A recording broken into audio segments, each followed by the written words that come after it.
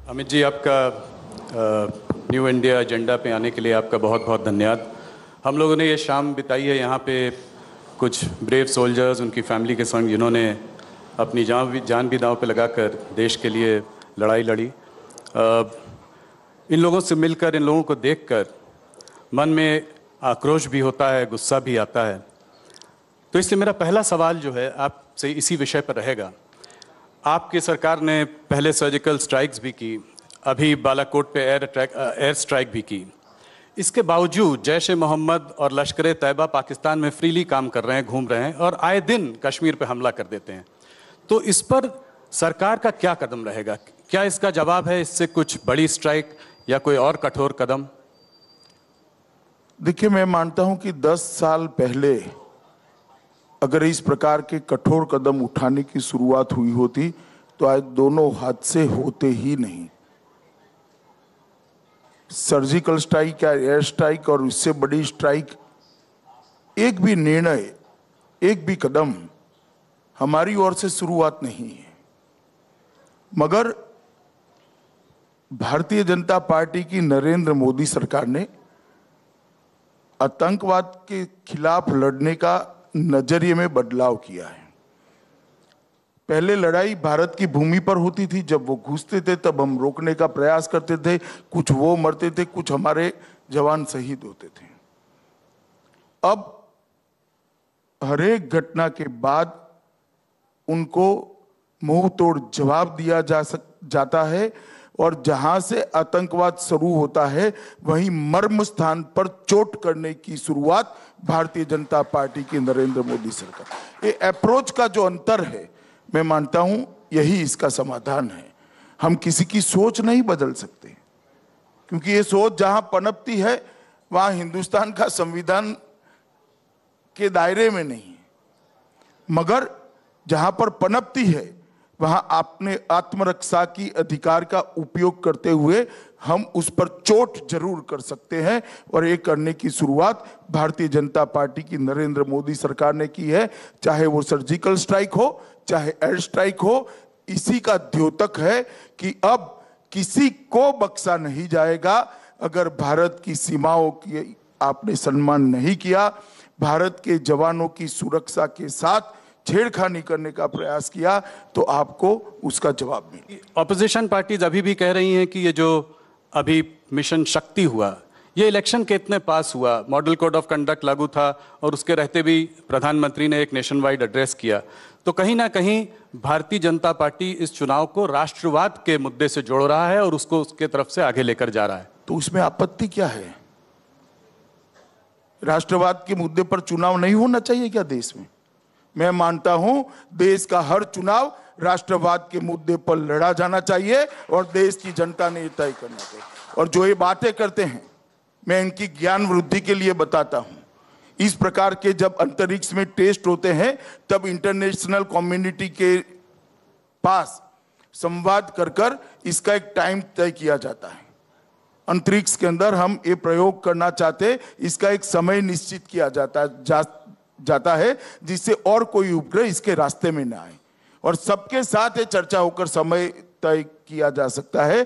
कम से कम 2-3 महीनों का प्रोसीजर है और उसके बाद में ऐसे टेस्ट होते हैं। तो इसको चुनाव से जोड़कर देखना ठीक नहीं है। कहीं ना कहीं भारतीय जनता पार्टी ने पहले जो कैंपेन शुरू किया उसमें कहा मोदी हैं तो मुमकिन है। उसके बाद बीच में मैं भी चौकीदार का जो है आप लोगों ने कैंपेन शुरू किया है, जिसको बहुत बड़ा किया है। मैं थोड़ा बीच में टोकना चाहूंगा। जी। मैं भी चौकीदार हुए कैंपेन भारतीय जनता पार्टी का नहीं है, देश की जनता का ओछे शब्दों से प्रधानमंत्री का अपमान करने का जो प्रयास किया, इसके सामने एक स्वाभाविक रिएक्शन है। ये भारत की जनता का कैंपेन है। मैं भी चौकीदार हूं। पहले मैं स्पष्टता करना चाहिए, भारतीय जनता पार्टी का कैंपेन नहीं है। भारतीय जनता पार्टी से माइलों आगे भारत की जनता है, जो प्रधानमंत्री के साथ चट्टान की तरह खड़ी है। इस देश के प्रधानमंत्री का इस तरह से अपमान करने वालों को दंड देने के लिए भारत की जनता एकमुश्त होकर खड़ी है, और एक कैंपेन जनता में से इमर्ज होकर आया है, जिसको बड़े हर्ष और गौरव के साथ भारतीय जनता पार्टी ने स्वीकार किया है। जॉब्स कम हुए, एनएसओ का डेटा दिखाया जाता है और कहा जाता है कि इस बार 45 साल में सबसे ज्यादा लोवेस्ट जो है एम्प्लॉयमेंट ग्रोथ हुई है। 4.3 करोड़ एम्प्लॉयमेंट जो है कम भी हुआ है पिछले 7-8 सालों में। देखिए, जीडीपी का प्रकार बदला है। पहले जीडीपी में सबसे बड़ा कंट्रीब्यूटर इंडस्ट्री और मैन्युफैक्चरिंग सेक्टर हुआ करता था। आज जीडीपी संवेदनशील जीडीपी बना है। हमारा एक संवेदनशील मॉडल है जीडीपी को बढ़ाने का। हमने कृषि के ग्रोथ रेट को बढ़ाया है, कृषि के कंट्रीब्यूशन को बढ़ाया है। आप मुझे एक बात बताइए भाई, कि 8 करोड़ घरों में शौचालय बनते हैं तो जीडीपी बढ़ेगा या नहीं बढ़ेगा? इससे भी जीडीपी बढ़ी है। और जब 8 करोड़ घर में शौचालय बनता है तो जॉब क्रिएट होते हैं। रोड बनाने की गति 2.5 गुना होती है तो जॉब क्रिएट होते हैं। रेल बनाने की गति 2.25 गुना होती है तो जॉब बढ़ते हैं। 500 गांव आप जोड़कर गए थे नेट से, ऑप्टिकल फाइबर से। आज 1 लाख से ज्यादा गांव को जोड़ा, किसी को नौकरी नहीं मिली होगी। टेलीफोन के इतने सारे, टेलीकॉम सेक्टर के अंदर इतने सारे बदलाव हुए, इतना सारा विकास हुआ, जॉब नहीं बढ़ा होगा। देखिए, 125 करोड़ की आबादी वाले देश के अंदर जॉब और परमानेंट जॉब, रोजगार और स्वरोजगार, ये दोनों के बीच का अंतर हमें समझना पड़ेगा। और आंकड़ों को भी पश्चिम की जगह अपनी देश की रिक्वायरमेंट के हिसाब से, अपनी देश के अर्थतंत्र की फैशन में ढालना पड़ेगी। डेटा के पद्धति को अपने देश की पद्धति के अंदर ढालना पड़ेगा। मुझे लगता है ये काम करने की जरूरत है। अर्थतंत्र के क्षेत्र के अंदर जो एक्सपर्ट्स हैं उन्होंने जरूर सोचना चाहिए। तो आप कह रहे हैं कि एनएसएसओ का डेटा दोबारा देखना पड़ेगा ना, सिस्टम को देखना पड़ेगा। डेटा ठीक है जी, मगर सिस्टम को पुनः विचार करना पड़ेगा। कांग्रेस ने अब एक नई स्कीम निकाली है जिसके बारे में वो लोग बहुत बात कर रहे हैं, न्यूनतम आय की स्कीम। कह रहे हैं कि 20% जो सबसे नीचे के वर्ग के लोग हैं उनको जो है सालाना 72,000 रुपये दिया जाएगा। इस स्कीम के बारे में बहुत बात चर्चा चल रही है। कुछ लोग पॉलिटिकल एनालिस्ट इसको एक मास्टर स्ट्रोक भी बता रहे हैं। देखिए, स्कीमों की कोई कमी नहीं है इसमें, सवाल इम्प्लीमेंटेशन का है। जवाहरलाल नेहरू जी ने गरीबी हटाने के लिए नारा दिया था, इंदिरा जी ने दिया, राजीव जी ने दिया, सोनिया जी ने दिया, अब राहुल जी दे रहे हैं। तो 5 पीढ़ी से क्या हो रहा है? 55 साल तक शासन में रहे, हमें गरीब क्यों छोड़कर गए भाई? हमारे लिए मोदी जी ने 50 करोड़ गरीबों को उनका जीवन स्तर उठाने का काम किया है। आज 50 करोड़ गरीबों के घर में दुर्भाग्यवश कोई भी बीमारी आ जाती है तो आयुष्मान भारत के तहत 5 लाख तक का पूरा खर्चा नरेंद्र मोदी सरकार उठा रही है। और ये इंश्योरेंस नहीं है, बस आपको जाकर कार्ड देना है, अपना स्वास्थ्य लाभ कर कर अस्पताल से घर जाना है। ये काम ये नहीं कर सकते। देश की जनता जानती है नारों से कुछ नहीं होता, योजनाओं को इंप्लीमेंट करने का दृढ़ इच्छा शक्ति होना चाहिए, दमखम होना चाहिए, जो हमारे नेता नरेंद्र मोदी में है। और इसीलिए देश की जनता मोदी जी पर भरोसा करती है। आप भारतीय जनता पार्टी और एनडीए दोनों को अलग अलग कितनी सीट पाते देख रहे हैं? देखिए, नंबर देने का भी समय नहीं आया है, दूंगा जरूर मैं, क्योंकि अभी प्रथम चरण का भी प्रचार चल रहा है। मगर मैं देश भर में चुनाव की घोषणा के पहले पूरे देश के हर राज्य में जाकर आया हूं। कश्मीर से कन्याकुमारी और कामरूप से लेकर कच्छ तक पूरे देश में 138 जिलों का मेरा दौरा हुआ है। मैंने देश की जनता का मूड देखा है। देश की जनता नरेंद्र मोदी जी के साथ खड़ी है। मैं इतना जरूर कह सकता हूं कि भाजपा और एनडीए दोनों की टैली इंप्रूव होने वाली है। एक पूर्ण बहुमत की भारतीय जनता पार्टी की सरकार नरेंद्र मोदी के नेतृत्व में बनेगी, जो सरकार एनडीए की सरकार होगी। तो भारतीय जनता पार्टी की टैली भी बढ़ेगी पिछली बार से, निश्चित रूप से। तो इस इलेक्शन का केंद्र बिंदु है उत्तर प्रदेश। आपने पिछली बार उत्तर प्रदेश में तो एक तरीके का रिकॉर्ड ही कायम कर दिया था। 73 सीट एनडीए को मिलना अपने आप में 80 सीट में एक बहुत बड़ा वो था। मैं ये जानना चाह रहा हूँ कि यूपी में क्या होगा? महागठबंधन साथ में है। मैं जानता हूँ आप बार बार बोलते हैं कि केमिस्ट्री जो है अरिथमेटिक से ज़्यादा बड़ी होती है, मगर फिर भी जो नंबर हैं, अगर वोट शेयर आप देखें तो सपा और बसपा का अगर आप मिला दें तो अरिथमेटिक उनके साथ है। देखिए 5 साल में देश की राजनीति के अंदर एक मूलभूत परिवर्तन आया राहुल जी। आप सबको भी समझना पड़ेगा, देश के इलेक्शन के एनालिसिस करने वाले लोगों ने भी इसको समझना पड़ेगा। अब कोई वोट बैंक का मालिक नेता होता है, वो दिन लद गए हैं कि 2 नेता इकट्ठा हो जाए तो वोट बैंक भी इकट्ठा हो जाएगी। आप वोट बैंक को मलकियत अपनी समझो, ये दिन लद गए हैं। अब मतदाता स्वयं निर्णय करता है, स्वयं फैसला करता है उसके भले में कौन सी सरकार है, देश के भले में कौन सी सरकार है, देश की सुरक्षा के लिए कौन सी सरकार कटिबद्ध है, देश में करप्शन को उखाड़ फेंकने के लिए कौन की सरकार कटिबद्ध है, वो बात को मतदाता समझता है और वो अपना वोट देता है। ये जो 2 पार्टियां इकट्ठा हुई इसलिए स्ट्रेंथ बढ़ जाएगी, वो तब होता था जब वोट बैंक की पॉलिटिक्स चलती थी और वोट बैंक नेताओं की मलकियत हुआ करते थे।